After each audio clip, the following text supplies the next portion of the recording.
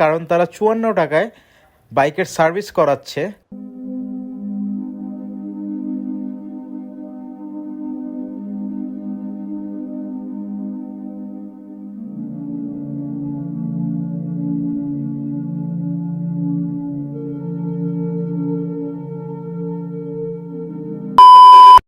Hello everyone, welcome to two wheels blog.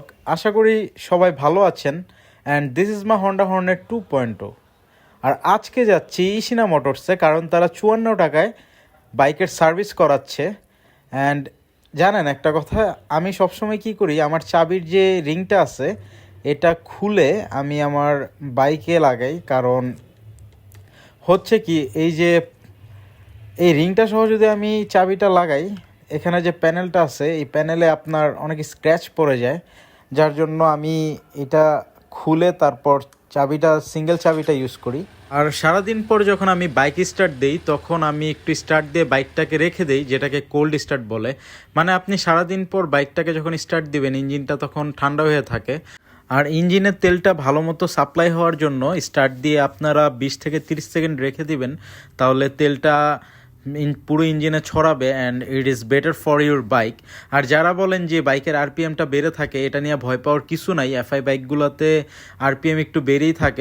Cold start দেওয়া শেষ, এখন আমি চলে যাব আমার ফ্রেন্ডের কাছে। ও আমার জন্য অনেকক্ষণ ধরে ওয়েট করতেছে, তো ওকে পিকড করে আমি চলে যাব ইশিনা মোটরসে। কারণ বিজয় দিবসের 54 বছর পূর্তি উপলক্ষে ইশিনা মোটরসে ৫৪ টাকায় 13টি পয়েন্ট ফ্রি চেক আপ একটা সার্ভিস দিচ্ছে। মানে ৫৪ টাকায় আমি ইশিনা মোটরসে বাইকটাকে সার্ভিস করতে পারবো। তারা 13টি পয়েন্ট চেক করে দিবে। অ্যান্ড তো এই ফ্রি যেহেতু ৫৪ টাকায় এতগুলো জিনিস চেক করবে, তো যাই কেন এত কম টাকার সার্ভিসটা আমি মিস করব। অ্যান্ড আমার ফ্রেন্ডকে ভাই আমি অনেকক্ষণ ধরে ওয়েট করে রাখছি। আমি ওরে প্রায় আরও 20 মিনিট আগে বলছি যে আমি তোর বাসার নিচে তুই নাম। ও হয়তো দাঁড়ায় আছে। যেটা বলতে চাচ্ছিলাম যে আপনারা যে কোল্ড স্টার্টের যে বিষয়টা বা এফআই বাইকের যে আরপিএমটা অটো বেড়ে থাকে সারাদিন পর স্টার্ট দেওয়ার পর, তো এইটা নিয়ে ভয় পাওয়ার কিছুই নাই। আপনি যখন সারাদিন পর গাড়িটাকে স্টার্ট দেন তখন আপনার বাইকের ইঞ্জিনটা ঠান্ডা হয়ে থাকে। অ্যান্ড আপনি যখন ওরে সারাদিন পর স্টার্ট দিবেন 20 থেকে 30 সেকেন্ড আপনি ওরে স্টার্ট দিয়ে রেখে দিবেন, তখন হবে কি আপনার বাইকের যে ইঞ্জিনটা আছে এটা একটু গরম হবে আর তেলটা ভালোভাবে প্রত্যেকটা জায়গায় সাপ্লাই হবে। আর আরপিএম যে বেড়ে থাকার প্রবলেমটা, এটা ভাই কোনো ইস্যুই না। আপনি যখন এটাকে ইঞ্জিনটা গরম করবেন, গাড়িটা বাইকটা অনেক রান করবে, তখন আরপিএমটা অটো কমে যাবে। তো এটা নিয়ে ভয় পাওয়ার কিছু নাই, সব এফআই বাইকের সেম রুলস। তো আশা করি এই বিষয়টা আপনারা বুঝতে পারছেন। আমার ফ্রেন্ড দিয়ে এখনো নামেই নেই ভাই, তাহলে আমি এদি আরও উল্টা বলদ হয়ে গেলাম। আর এশিনা মোটরসটা হচ্ছে আপনার শিবু মার্কেট, যারা নারায়ণগঞ্জে থাকেন তারা চিনেন। অ্যান্ড কালকে রাতে আমি ফেসবুকে স্ক্রল করতেছিলাম, তখন পোস্টটা সামনে আসে এশিনা মোটরসের।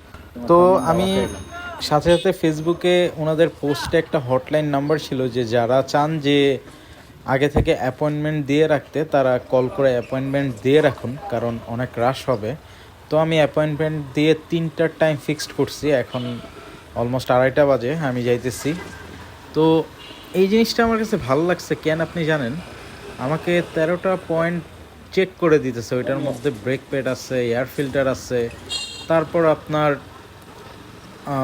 রিয়ার টায়ারের প্রেশার, ফ্রন্ট টায়ারের প্রেশার, ক্লাচ প্লেটের অ্যাডজাস্টমেন্ট, ব্রেকের অ্যাডজাস্টমেন্ট, আরও কী কী যেন ছিল সার্ভিসের মধ্যে ইনক্লুড। তো এটা আমার মনে নাই, এখন গেলে বুঝতে পারবো। আর এই গ্যারেজটাতে আমি বেশি আসি না, এমনি গ্যারেজের কাজ ভালো। তো বরফকলের দিকে আপনার এই একটাই গ্যারেজ আছে, আরেকটা আছে তল্লাতে। এই 2টা গ্যারেজের কাজ মোটামুটি ভালো। আর আপনারা যারা নারায়ণগঞ্জে থাকেন তারা অবশ্যই এই জায়গাটা চিনেন।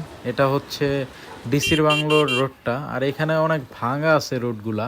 এই ভাঙার জন্য কি হয়, অপোজিট সাইডের অটোগুলা ম্যাক্সিমাম এই কাজগুলো অটোগুলা করে। ওরা যে কাজটা করে, এই ভাঙাগুলাকে অ্যাভয়েড করার জন্য ওরা ওদের লেন ছেড়ে আমাদের লেনে ঢুকে যায়। ইভেন এর জন্য প্রচুর অ্যাক্সিডেন্ট হইতে নেয়। তো আমার সাথে এমন প্রচুর হয়েছে, তখন তো ভাই আর মেজাজ কন্ট্রোল করতে পারি না, ইচ্ছা মতো গালিগালাজ করে দিই। কারণ ওর অটো ও ভাঙাতে নামাবে না, এমন কি হয়ে যাবে ভাই, আমাদের বাইক আমরা ভাঙা দিয়ে কাদা দিয়ে সব জায়গায় দিয়ে নামাইতেছি, কোনো সমস্যা হয় না। ওরা কি করে, জাস্ট ভাঙাটাকে অ্যাভয়েড করার জন্য অপোজিট থেকে যে আসতেছে ওরা চাপ দিয়ে তারপর ওরা ঢুকে মানুষের হয়রানি সৃষ্টি করে। তো এইগুলা ঠিক না ভাই, এমনি ওদের জন্য শহরে চলাচল করতে পারি না ভালো মতো। আর ওদের চালানো এত খারাপ ভাই, ওই দিন নর্মাল একটা রোডে আমি যাইতেছি, তো জ্যাম পড়ছে, আমি সুন্দর মতো গাড়িটা ব্রেক করছি, ও এতই স্পিডে এসে আমার পেছন দিয়ে মাইরা দিল, আমার নাম্বার প্লেটটা ভেঙে ফেলছে। আমি শখ করে আপনার বংশাল থেকে নাম্বার প্লেটটা বানাইছিলাম 400 টাকা দিয়ে। পরে ও তো ভাঙার পর বলতেছে আমি গরিব মানুষ। তো বলতেছি ভাই তোমার রোল প্লে করে লাভ নাই, তোমরা এই কাজই করো, উল্টাপাল্টা চালায় মানুষদের লাগাই দাও, তারপরে বলো যে গরিব মানুষ মাফ করে দাও, তুমি 200 টাকা হইলেও দিয়ে যেতে হবে, তোমার ক্ষতিপূরণ আমি তোমার থেকে নিবই। পরেও আমাকে বলতেছে যে ভাই আমার তো সারাদিনে রোজই হয় নাই, মানে রিক্সা তো ওরা ভাড়ায় তো চালায় আর কি, তো যে টাকাটা ওদের ভাড়া দিতে হয় সারাদিন পর ওই টাকাটাও নাকি ওর হয় নাই। পরে উনি এমনভাবে emotionally wild card role play করলো যে আমি ওনাকে মাফ করতে বাধ্য হইলাম। আর চিন্তা করলাম যে 200-300 টাকার জন্য ওর সাথে আর এমন করে লাভ নেই। বাট এখানে না টাকাটা ম্যাটার না, মাফ তো করে দেওয়া যায়, বাট ওদের মাফ করে দেওয়ার পরও না ওদের শিক্ষা হয় না, ওরা এমন উল্টাপাল্টা চালাই, ওদের যেমনে মন চায় অমনে চালায়, মানুষদের ক্ষতি করে দেয়, তারপর বলে যে আমি তো গরিব মানুষ, আমি কেমনে দিব, আপনি আমাকে মারেন, আপনি আমাকে নিলে মাফ করে দেন। মানে এইগুলা ঠিক না। মানে ওরা, তোরা এমনি, তোদের লাইসেন্স নাই, তোদের কিচ্ছু নাই, রোড পারমিট নাই রোডে চালানোর, তাও তোরা চালাইতেছস।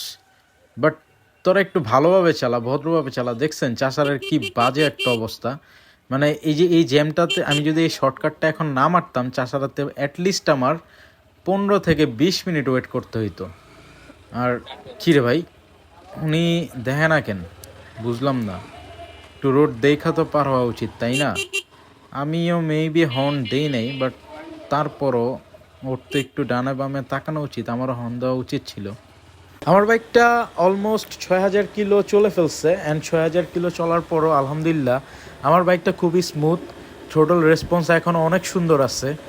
আর বাইকের সব কিছু এখনও পারফেক্ট আছে, জাস্ট পেছনের চাকাটা একটু স্কিড করে, তাও হার্ড ব্রেকে, অ্যান্ড বৃষ্টিতে একটু প্রবলেম হয়, তাই হাতের ব্রেকে অভ্যস্ত হওয়ার ট্রাই করতেছি। ছোট থেকে পায়ের ব্রেক দিয়ে বাইক চালানো শিখছি, মানে পায়েরটা আর হাতেরটা একসাথে ধরতাম। তো চলে আসছি ইশিনা মোটরসে, অ্যান্ড আমি আমার বাইক এইখান থেকে কিনছি, অ্যান্ড এইখানের মানুষের বিহেভিয়ার খুবই অমায়িক, তারা খুবই হেল্পফুল, আমাকে প্রচুর হেল্প করছে।